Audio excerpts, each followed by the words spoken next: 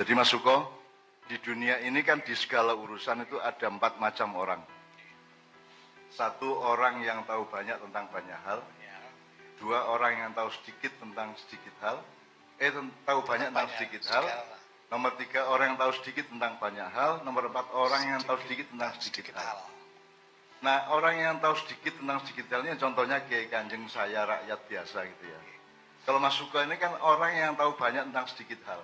Ilmu komunikasi, ilmu sosial, dia sangat tahu. Saya belum tuh tahu ilmu bea cukai kan. Tahunya cuma satu bahwa ternyata tembakau itu membantu negara, itu yang paling saya tahu itu. Ya. Soal tembakau nanti daripada menjadi bias ya. Tapi saya ingin menjelaskan, jadi orang kayak Pak Wali Kota itu adalah orang yang tahu banyak tentang banyak hal, karena dia mengurusi semuanya. Kemudian para spesialis, misalnya dokter, insinyur, itu adalah orang yang tahu banyak tentang sedikit hal. Sementara kita ini, saya Kiai Kanjeng itu orang yang tahu sedikit tentang sedikit hal. Jadi jadi pokoknya kalau ngomong bea cukai, muga-muga negara nggak dirugikan, muga-muga untuk badi akeh sehingga rakyat ikut sejahtera. Gitu. Selebihnya ya antum a'lamu bi umuri dunyakum. Jadi kira-kira seperti itu. Tapi kami belajar sangat banyak. Nah, untuk memulai acara ini karena ada 2 tema Mas Suko ya.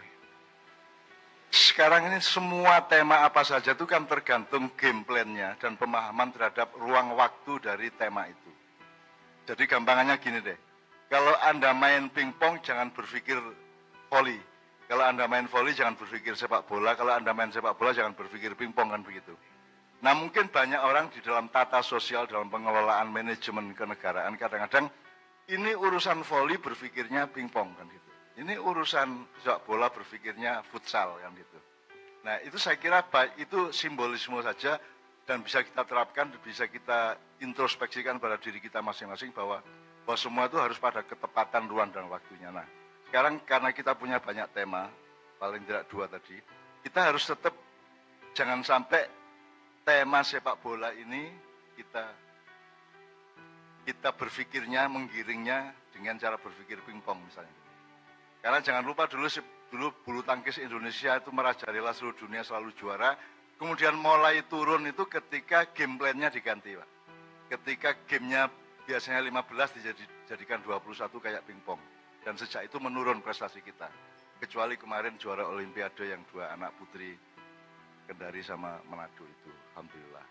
Nah, Mas Suko, ini siang ini kita harus punya game plan yang benar. Oleh karena itu, apa saja, urusan apa saja, dari apa saja pokoknya nggak ada perkecualian. Harus hulu hilirnya jelas. Ruang waktunya jelas, jadi konteks ruangnya bagaimana, konteks waktunya bagaimana. Jadi kalau sepak bola 90 menit, ya kalau pingpong atau basket itu tidak tergantung jamnya, tapi tergantung skornya dan seterusnya gitu. Nah, kita ngomongin bea cukai, kita ngomongin komunikasi ini kan game plan-nya harus jelas, hulu hilirnya harus jelas. Oleh karena itu, teman-teman Kiai Kanjeng, kita mulai ini dengan memohon kepada Tuhan bahwa kita ini kan semua tidak berdaya ya. Nanti kita ngomongin COVID dikit lah. Karena COVID ini kan, saya ini sedang sangat sedih Pak Wali, Pak Maidi. Saya itu sedang sangat stres, sangat sedih, sangat menderita, sangat ngersuloh. Tetapi itu bukan karena COVID. Kalau COVID ini menurut saya hanya ekstremisasi dari kehidupan biasa. Jadi semua gejala yang kita alami dengan COVID itu sama dengan gejala hidup biasanya. Misalnya kita tidak tahu bagaimana kena, bagaimana tidak kena. Itu kan istilahnya Kiai Kanjeng telek manuk, Pak. Kalau kita ke kantor pos ada tiang kawat listrik itu ada banyak burung, tuh kita kalau lewat sing ketelekan taek sapa kene gak roh. Nah, ada orang yang sangat prokes kena dan mati, ada orang yang ngawur-ngawur saja biasa-biasa tapi tidak apa-apa, ada juga. Jadi itu namanya qada dan qadar, itu namanya takdir. Jadi ini Allah yang menentukan pada akhirnya. Oleh karena itu kita terus misalnya kita harus cuci tangan. Loh kan dari dulu hidup tuh harus cuci tangan. Baik tangan dalam arti fisik maupun tangan dalam arti kultural atau profesional. Tangan kita harus bersih. Sebagai wali kota, sebagai presiden, sebagai rakyat biasa kan tangannya harus bersih. Tidak boleh menyentuh atau mengambil sesuatu yang membuat dia tidak suci kan begitu. Jadi kita cuci tangan itu sebenarnya kan hidup biasa, cuman sekarang ekstrim. Sekarang diekstrimkan karena kita dulu sukanya cuci tangan. Cuci tangan itu artinya kita tidak mengakui kesalahan-kesalahan kita. Jadi orang mencuri tapi terus mengkambing hitamkan terus dia cuci tangan. Itu jadi mungkin kita disuruh untuk membenahi makna dari idiom cuci tangan itu. Nah, cuci tangan sekarang harus benar-benar cuci tangan dalam arti cuci tangan sebagaimana orang wudhu, cuci wajah, cuci tangan, cuci telinga, cuci hidung, dan seterusnya. Artinya untuk protokol kesucian, protokol kemaslahatan, protokol kesehatan, dan protokol kesehatan dalam arti protokol keafiatan dan protokol keseluruhan dalam kehidupan untuk selamat, protokol keselamatan. Kemudian kita selama COVID ini kita kan harus pakai masker. Loh kan memang kita harus pakai masker. Nah sekarang ini kan kita kan, karena kita itu tidak suka memfilter di negara ini, tidak suka memfilter mulutnya, hidungnya, sehingga badek zamannya kan gitu. Maka sekarang kita harus pakai masker, supaya kita ingat bahwa kita itu memang harus memfilter mulut kita.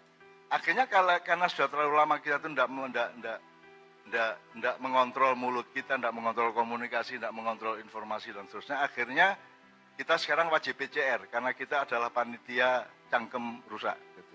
PCR kan gitu. Kita semua bersama-sama ini adalah persatuan cangkem rusak. Kita harus di PCR gitu ya. Kemudian kita kalau bikin makanan, misalnya bikin pecel, jangan sampai terlalu asin, gitu ya. Jangan terlalu vaksin maksudnya. Kalau bahasanya. Ini katanya Pak Nevi gitu ya. Terus kita harus jaga jarak. Jaga jarak itu, lu kan hidup itu memang jarak. Harus jaga jarak. Jarak bapak sama ibu, jarak bapak sama anak itu beda. Jarak dengan tetangga beda. Jadi jarak dalam konteks yang bermacam-macam. Nah kita sendiri sebagai satu orang saja, kita punya banyak posisi di mana kita harus pintar mengambil jarak. Misalnya saya sebagai wali kota, saya sebagai pejuang nafkah keluarga, saya sebagai pimpinan masyarakat, saya sebagai tetangganya para tetangga, saya sebagai macam-macam, itu saja kan harus ada jarak yang jelas. Tidak boleh campur aduk. Saya sebagai muslim, saya sebagai warga negara Indonesia, itu beda. Jadi semua harus ada jaga jarak sedemikian. Nah kita ini teman-teman sekalian, di Indonesia ini kita itu tidak punya pengetahuan dan disiplin untuk menjaga jarak misalnya antara negara dan pemerintah misalnya. Sekarang pemerintah merasa negara, terus negaranya dijadikan pemerintah, padahal pemerintah itu bukan negara, negara bukan pemerintah. ASN itu aparat sipil negara, bukan ASP. Kalau itu aparat sipil pemerintah, kan gitu. Tapi kan prakteknya mereka adalah aparat sipil pemerintah. Padahal mereka itu aparat sipil negara. Makanya kalau pemerintah itu kan outsourcing, 5 tahun, 10 tahun, gitu ya. Kalau ASN kan sampai mati, sampai dapat pensiun, sampai tua, sampai setelah pensiun. Jadi memang negara sama pemerintah berbeda. Tapi di Indonesia tidak ada jarak antara pemerintah dengan negara, karena pemerintah sendiri di Jakarta juga tidak menyadari bedanya pemerintah dengan negara. Jadi mereka tidak bisa mengambil jarak. Kalau ada orang DPR mengatakan ini tindakan ini harus membuat negara harus hadir, gitu kan? Ada anggota DPR, ini negara harus hadir. Yang dimaksud negara ternyata pemerintah, Pak. Loh, negara sama pemerintah beda.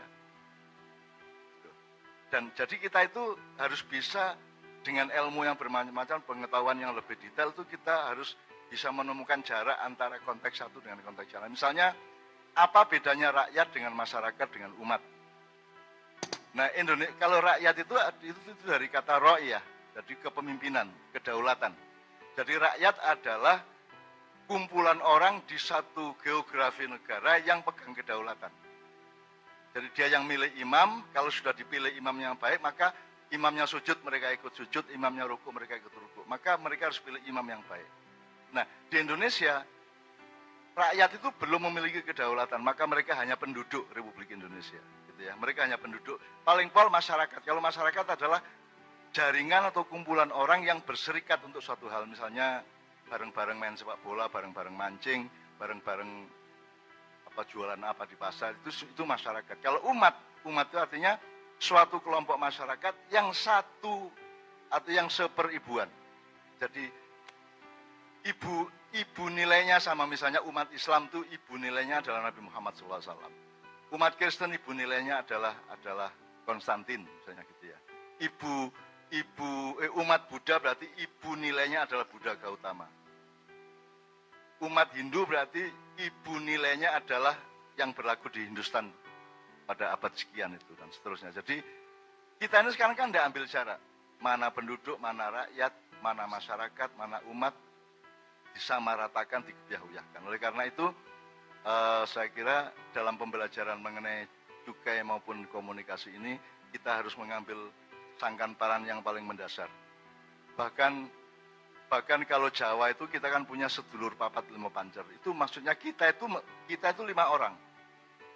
Jadi sedulur papat terus ada pancernya 5 pancer. Itu artinya itu dimaknai bisa macam-macam. Bisa ketika saya duduk di sini Pak Iwan, itu ada saya yang lain yang duduk bersama Pak Iwan nonton saya. Ada saya yang lain yang mendampingi di kiri kanan saya, dan ada saya yang lain yang ada di belakang saya, yang ngasih tahu saya sesuatu hal.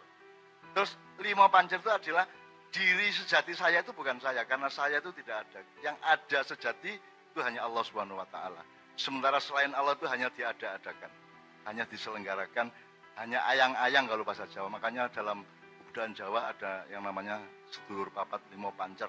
Nah, kita kan tidak membuat sistem politik, sistem budaya, sistem ilmu atau apapun, bahkan tidak juga di universitas-universitas, kesadaran yang dibangun dari beragam-ragamnya diri kita itu kan, kita sebagai bapak, kita sebagai anak, kita sebagai tetangga, kita sebagai wali kota, kita sebagai muslim, kita sebagai umat Muhammad, kita sebagai ini, sebagainya kan berbeda-beda macam-macam. Jadi ada sedulur papat 5 pancer. Oleh karena itu, Mas Suko ini saya sama Kiai Kanjeng akan memulai dengan semua Anda jadi apapun saja, mikirin apa saja, itu harus jelas sangkan-parannya, hulu sampai hilirnya. Bahwa hidup ini tidak di dunia. Kemarin ada penelitian dari penelitian DNA, ya, yang menyimpulkan bahwa di Indonesia itu tidak ada pribumi. Semua pendatang Indonesia. Saya bilang, loh di seluruh dunia tidak ada pribuminya. Semua penduduk dunia itu pendatang. Kita itu aslinya orang surga, mbah kita yang namanya Adam alaihissalam itu penduduk surga. Kemudian karena suatu hal ditransmigrasikan ke bumi. Jadi kita semua ini transmigran. Jadi kalau mau ngomong DNA, ya kita ini DNA surga semua. Memang tidak ada pribumi. Nah, jadi istilah pribumi itu hanya pemahaman konstitusi politik, ya. Tapi bukan pemahaman ilmu. Kalau pemahaman ilmu tidak ada pribumi yang asli, itu tidak ada. Manusia itu tidak asli kok. Oleh karena itu kita harus berangkat dari Nur Muhammad. Jadi makanya kita selawatan Pak, kita kasih dengan awal selawatan bukan karena genre musiknya Kiai Kanjeng itu selawat, atau bukan karena saya ini penggemar selawat atau karena suka selawatan, tapi untuk kesadaran bahwa kita itu sangkan-parannya memang dari Nur Muhammad. Allah, Nur Muhammad, kemudian alam semesta, kemudian sebaran DNA, kemudian planet-planet, tata surya, kemudian 37 galaksi, kemudian ada bumi di pojoknya, kemudian ada negara-negara, kemudian ada antropologi, ada sosiologi, dan seterusnya gitu. Tapi kita harus tahu bahwa awal permainan kita itu adalah Nur Muhammad, nanti endingnya adalah di akhirat. Jadi kita ini hidup abadi, kita tidak hidup sementara. Kebanyakan ulama dan kiai mengatakan kita hidupnya sementara. Enggak, kita tidak hidup sementara. Kalau kita selesai hidup itu setelah mati kan berarti sia-sia itu tugasnya malaikat mungkar nakir. Maka mungkar nakir kan datang begitu kita masuk kuburan, 40 langkah ketika para pentakziah sudah pergi dari kuburan kita. Nah, terus malaikat mungkar nakir itu takon nang sapa nek awake dhewe wis ono. Kita masih ada dan kita akan hidup abadi. Kita hidup abadi khalidina fiha abada. Oleh karena itu, saya ingin memulai ini dengan kesadaran keabadian, kesadaran sangkan-paran, kesadaran hulu hilir, kesadaran bahwa kita ini sepak bolanya sampai akhirat. Tidak hanya 90 menit, tidak hanya di masa jabatan, tapi terus sampai keabadian, karena nanti kita akan dihisab oleh Allah. Oleh karena itu kita juga harus menghisab diri kita sekarang juga. Kita mulai dengan ilmu sangkan paran tadi. Bismillahirrahmanirrahim.